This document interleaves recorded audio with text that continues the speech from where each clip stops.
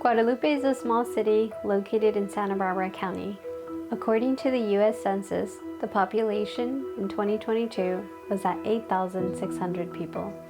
In every direction you turn, you will find it is surrounded by fields.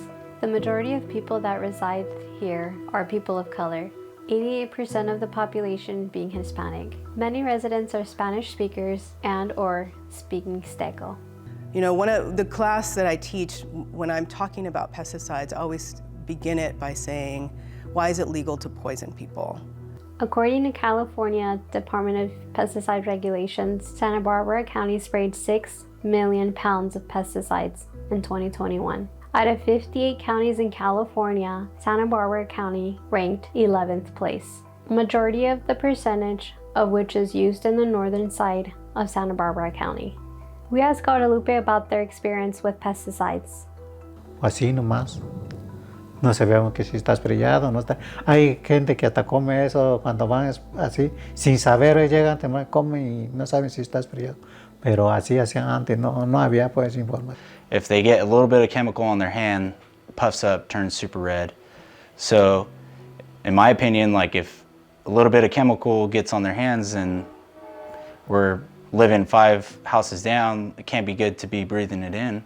My son and I would walk around the ranch fields, and there were one time where I knew something was applied because I immediately got a reaction.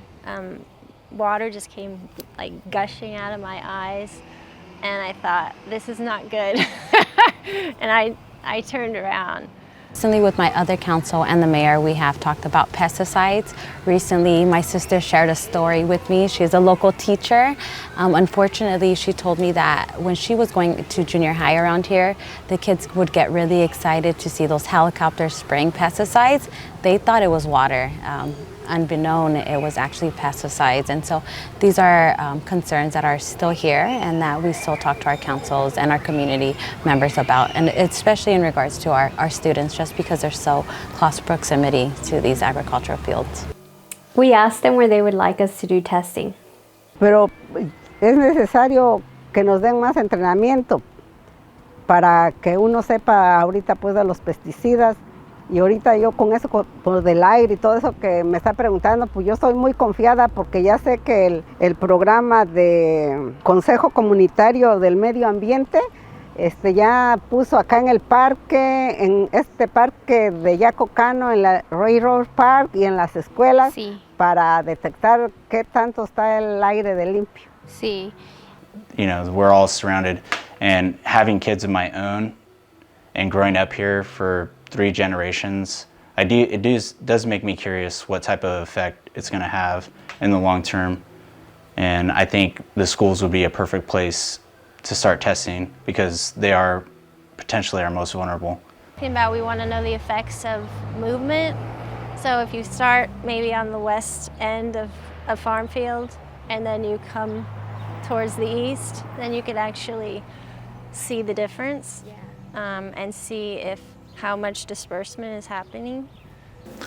No, pues lo único que se le pediría, ¿no? que dé información en español y así, y sobre la química y qué es lo que contiene y qué es lo que le afecta, porque como dijimos, nomás nos dice aquí se sprayó y no hay que entrar, o así nomás, pero no te dice qué contiene, qué afecta.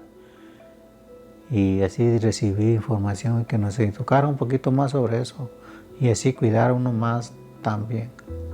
The voices of the community must be heard, and so what you're doing is absolutely essential, and it's really exciting to see this work being done, and hopefully it will inspire other communities across the state, across the county, to really talk about the urgency of air quality and pesticides because it's killing people.